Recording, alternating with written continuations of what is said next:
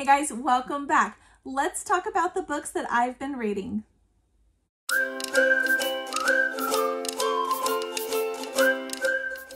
Okay guys, welcome back. I am Laura Wilkie with Down Home with Lemon Pie. I am so excited that you guys are here, that you're watching, that you're sharing the videos, that you're commenting. If you haven't already, do subscribe, and I encourage you to do all of the things I just mentioned.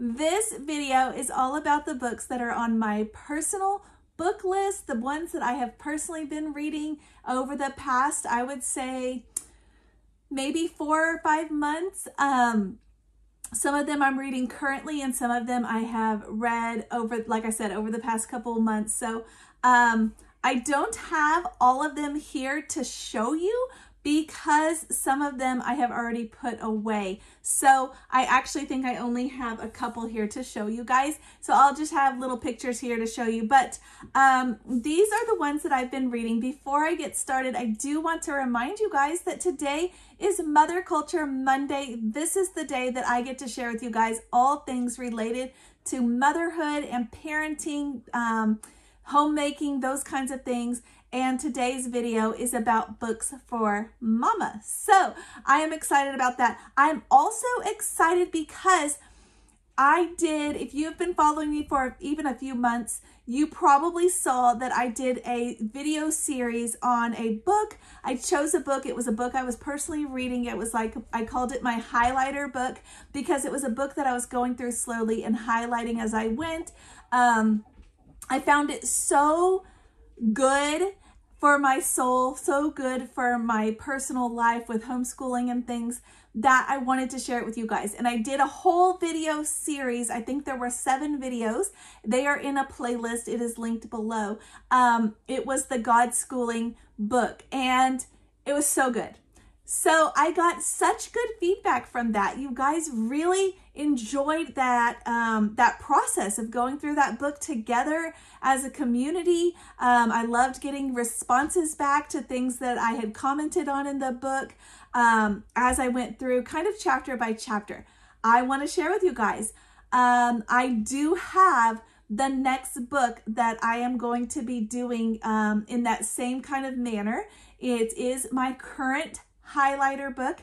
Stay tuned to the end of the video because I'm going to share with you guys what video or what book I have chosen, and I think I'm going to try and start it next week or the week after. So on the videos for you guys. So it is already so good. So good. So stay tuned to the end, like I said, for that, so you can see what the new book is. If you want to purchase it and go along with me through the book, I encourage you to do that. If you just want to see what I have to say about it, maybe you've already read it.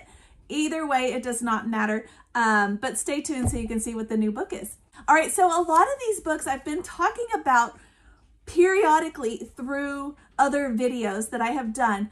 But I wanted to put them all in one video together so that they were all in one spot and you could, find them all easily. Okay, so some of these I got for different reasons. Some for just, I just found them, they were a good deal. Some of them were personal,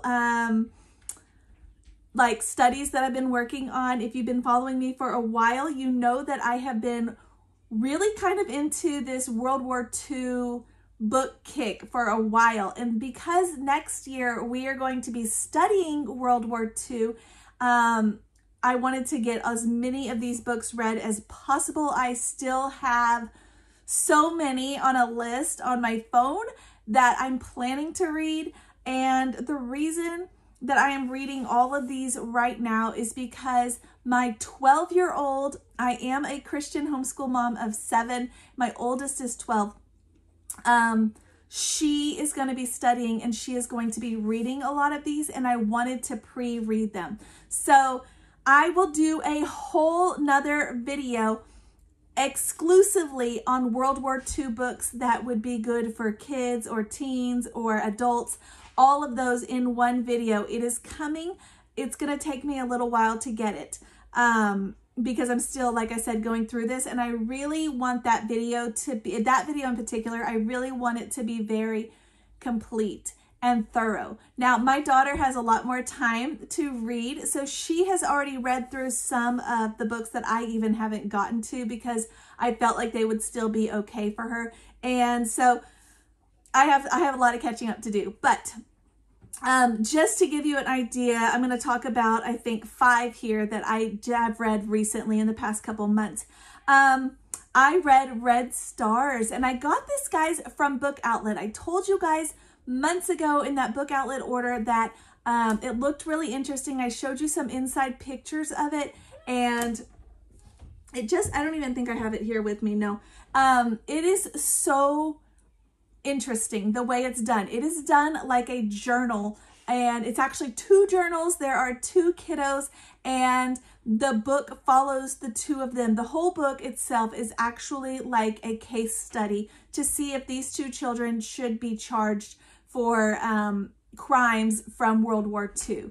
Ridiculous, right? And it goes through, and the whole book is based on their journals and their entries into what happened. And there's a little twist at the very end. I'm not going to tell you if they get charged or not and why or why not, but it is a little twist and interesting to talk about. But they did have that, and that book is so good. In fact, my daughter, I'll just give you a sneak peek. She has already said that is like in her top 5 of favorites for World War II. It is a lot more intense than I thought that she was probably ready for.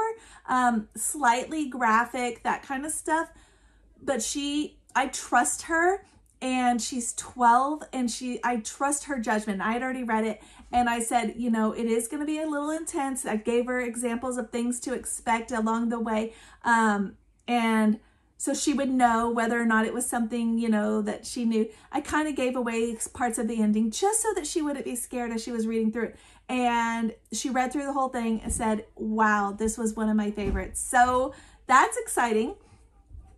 All right, so that particular book, like I said, it did have some intense parts in it. I will tell you, it does have some characters that die. It is a little bit slightly graphic. There's one that gets blown up with like a bomb that he steps on or something. There is one that dies just of being sick and ill and things. There is a couple that they meet in the forest because they are escaping and trying to get around World War II. And if you've read anything about World War II, you know there were a lot of people hiding out and those kinds of things, sneaking around. There's a couple they run into in the forest, and there's this very awkward Hansel and Gretel-ish thing that goes on. The kids do get away, but where they're talking about which child they're going to eat because, you know, they're that hungry. And I told my daughter that that was coming, that was in the book. And I mentioned it because I wanted her to know that this was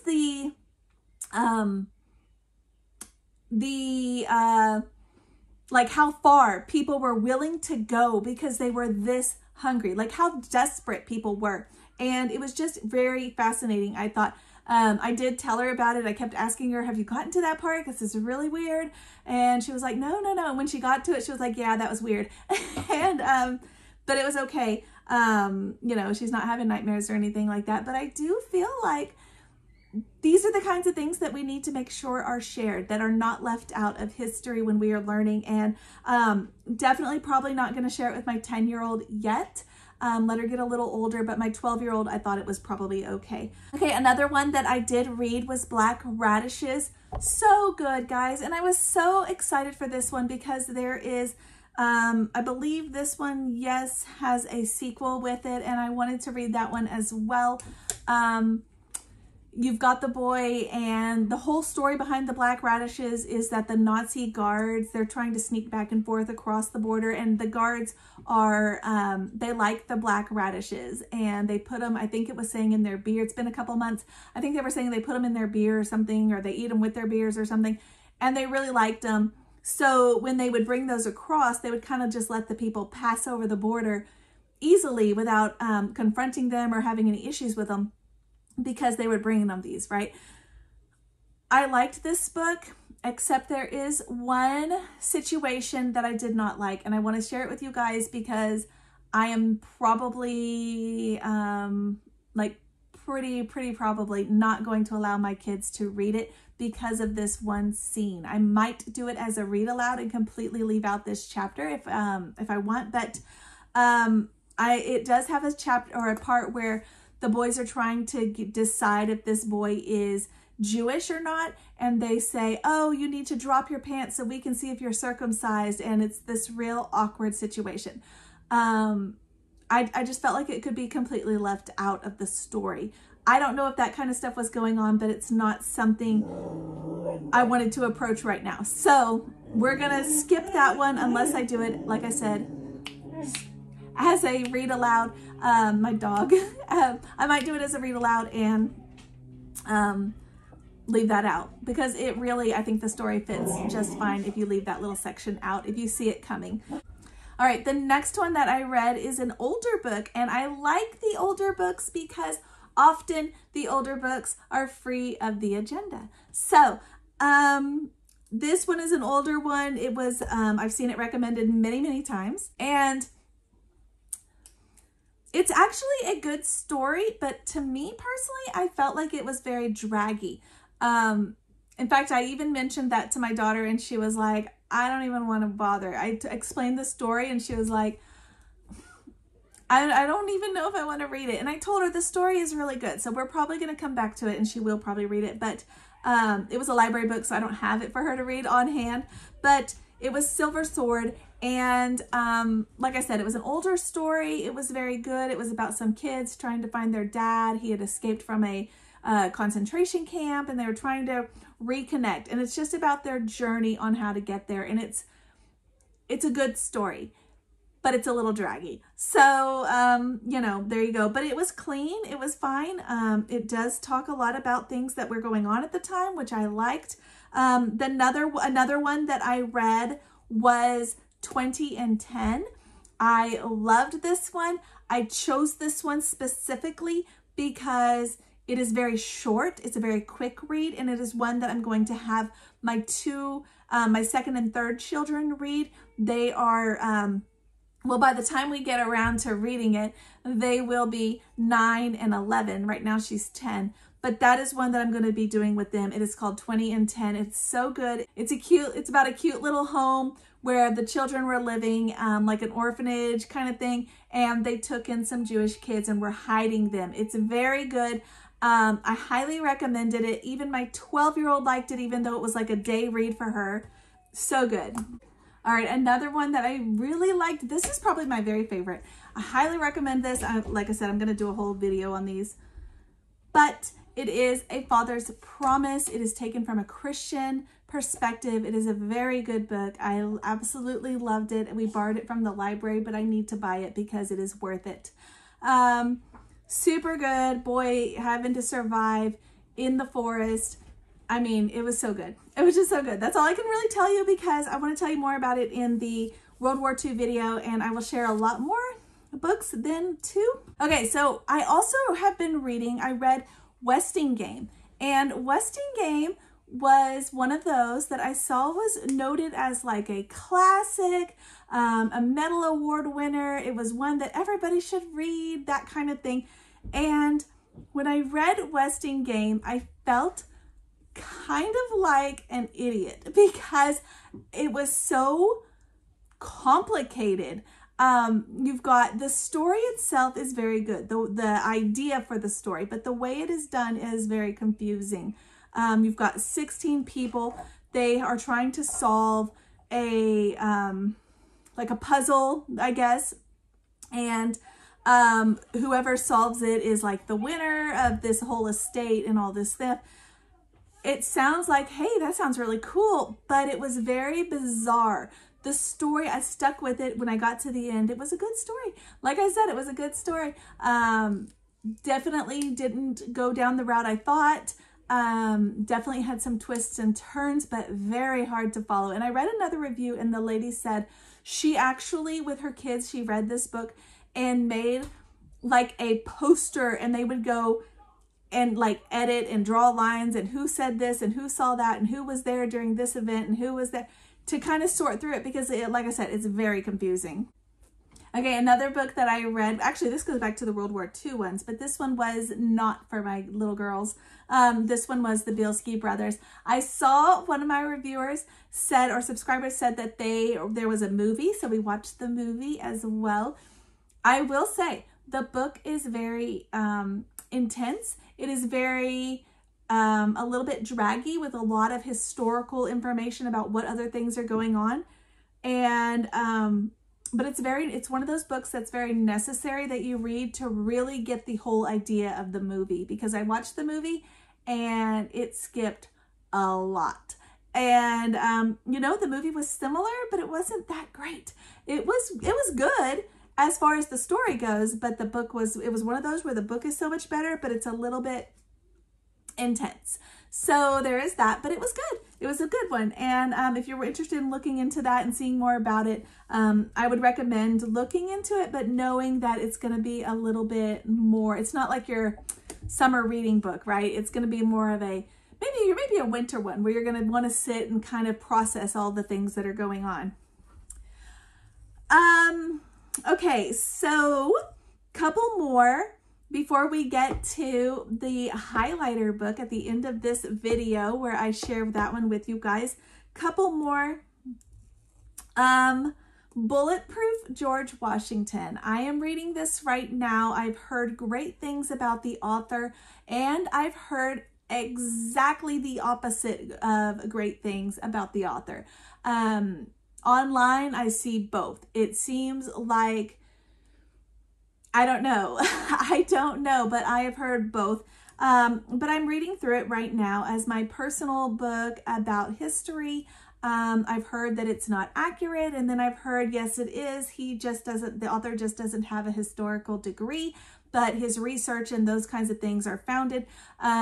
He is from a town, 20 minutes from where we used to live in Texas, which is kind of neat. I feel like maybe I should have gone and interviewed him and talked to him about it. But, you know, he's got a whole organization. If you want to look into that more, you know anything about this author, I'd be interested in hearing about it, because it seems like it's one of those that is, I don't know, guys. And, I don't know. This is about the American Revolutionary War, and I feel that time period forward, everything from then on, slavery, the wars, current stuff, has been a little bit on the fence as far as whether or not the stuff that's being produced about that time period is accurate or not, even current. And this, I think, just falls right in line with that. Like, is it? I don't know. It depends which reviewers you look. I don't know. So it is a good story. It's very textbooky, I guess. It's not as living book friendly as I was hoping. It is a little bit, but not as much as I was hoping. And but I'm going through it. It's a tiny little short read. I think it's less than 100 pages, but I'm going through it just one chapter a day, and you know, very slowly. It's only 8 chapters, so not even you know, a week really. If you do 1 chapter or maybe 2 a day, it's fairly quick read, but it's a lot of information. So anyway, if you know anything else about it, I would love to hear about it. Like I said, this is about having a community of mamas that we can bounce ideas off each other. Mother Culture Monday, you know, relying on each other, leaning on each other, you know, that whole atmosphere, that whole community. So if you know something about any of these, let me know. I would love to hear it, or let the other watchers know. Okay, this is that same time period. The American Revolutionary War, slavery, all of that stuff going on. And that is, like I said, what we're going to be also studying in the current year, school year. And so I wanted to kind of pre-read some of the books for that, particularly slavery. What is accurate? What is not accurate? What is just for show or for something else? Or what is true history? I wanted something like that. I don't know, but I have seen awesome reviews on this author on this particular series, and that is where I'm reading right now. So I am reading, this is actually the second book in a trilogy, so there are 3 books. This is by Lori House Anderson, And the first one is called Chains. So if you see it like this, that is the same series. And then there's this one and one more. The first one was so good. This is by the same author who wrote Fever, 1793. If you have read that one, it is super good. Highly recommend that one as well. This is the same author, a true living book about that time period. So good. You will get wrapped right inside the world. It's just so good. So the first one I really liked, Chains. It was this girl. She was kind of a housemaid, house servant, a slave in a home during the American Revolutionary War. In that book, she meets a boy who kind of helps her, and at the end they kind of help each other, and she ends up helping him, and then they help each other at the end. And this book, so far, I'm not finished with it, but I'm about halfway through, and this book is kind of his story continuing forward. So where that one left off, but his side of the story so far. I do believe she comes back. I haven't finished it yet, but I did take a sneak peek at the end, and I did see that it looks like she's going to return. So I'm excited about that because I really liked her character. The development was just really good. So this series, I am hoping, if this series is very, very good, for my oldest to read it on her own during this next school year, because like I said, we're going to be studying this kind of stuff, and I am trying to find good, accurate books about slavery and that time period, the Civil War, all of that, and what was going on, but not from a, like, I want it to be true and honest from a God perspective. I don't want I don't know how to even describe it very well, except that I just know a lot of stuff right now is following other agendas and is maybe accurate, but also twisted. And I don't want that at all. If you have any suggestions, I am excited to hear them. So definitely leave me comments for those as well. I have another book that I'm going to be looking at also that I picked up from the library, and I think it's going to be a good accompaniment with this. But yeah, if you have other ideas, help me. I am looking for some, because I am, like I said, I want to present truth with facts, but nothing that is skewed in any way. And I feel like that's kind of where that time period sometimes goes. Not always, but sometimes. And I wanted to stay away from that. So anyway, like I said, though, this book is very good. I am enjoying it. It's very well done, and I'm excited to get through this one and get on to the third one. Okay, it is time for my highlighter book. I am so excited for this, guys, because after I did that God Schooling series, I saw several comments where you guys told me, this was so good, we enjoyed this so much, please do another book. And I kind of went back and forth, because it's almost like, yeah, what would be a good book that would follow that would also be so good and so encompassing for so many people, and so relevant, and so just all of the things. And I had a book I was going to pick, and at the last minute I swapped to this one. I'm so glad I did, because it speaks exactly what I'm trying to get through on Mother Culture Monday. It is exactly the kind of stuff that I am excited about sharing. It is the kind of stuff that I am wanting to get out, get into the mamas, get into you guys. I've talked about a lot of this on my videos before, and so I kind of feel like this author, I could just be like, we could be friends, because it feels like a lot of the things that she talks about are the same things that I've been talking about, and the same things that I am seeking to bring back with motherhood, but also not wanting to, I don't know, like pursue some of the things that she mentions not pursuing as well. And I don't want to keep you hanging too long. It is, M is for Mama. You may have read this already, and if you did, I would love to hear about it, what you thought. It says, a rebellion against mediocre motherhood, and that is so true. The motherhood where we are just like, well, I tried my best, oh well. oh, the other moms are, you know, having wine and complaining, so I can too. That kind of stuff. This is like saying no. You know, God expects us to do better. God expects us to have, you know, a better outlook, a better life for our families, for our kids, and to really try not to just get through motherhood and so you can move on to being a grandparent or get the kids out of the house. Not that, but truly enjoying the kids, enjoying that life, that time, that gift that God has given you. It's just beautiful. And I wanted to, you know, find a book that was like that. And this is the one that I'm going to go with. So like I said, it is my highlighter book. I am going through it. The chapters are super short. So if you want to join me, just to give you an idea, I'm probably going to be doing 2 chapters per video. And I think there are 17. Yes. 17 plus some extra things like some resources, and there's an introduction at the beginning, that kind of stuff. But like I said, this is my highlighter book. The chapters, look how short they are, because they even have like little things through them. There is a Q&A kind of thing at the end of the chapters where it's got some ways that you can like apply, really put into I guess into play what they're talking about. And I'm so excited about that as well. Little things here, little things there. I'm getting all into this, and it is so excited. I want to say this book is $13 on Amazon. I might be wrong. It is a hardcover. That was the only way I saw it available, and I love it.